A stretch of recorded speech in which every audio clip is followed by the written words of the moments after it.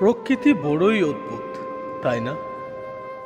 এখন আপনার যেটা ভালো লাগবে, একটু পর আপনার সেটাই ভালো নাই বা লাগতে পারে। এখন রোদের আলোয় আপনি নিজেকে আনন্দিত করলেও রোদের তীব্রতা দেখে আপনি রোদ থেকে মুক্তি চাইবেন। চাইবেন অসময়ে প্রশান্তির জন্য বৃষ্টি।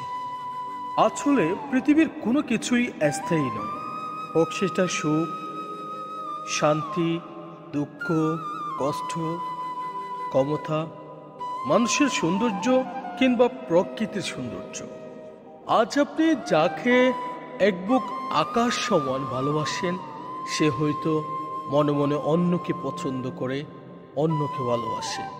একসময় যে মানুষটি আপনাকে অন্ধের মতো ভালোবাসত, সে মানুষটি আপনার কাছ থেকে মুক্তি পাওয়ার জন্য বলতে পারবে না, বরং এমন কিছু আচরণ করবে যা আপনি নিজেই তাকে ছেড়ে চলে আসবেন।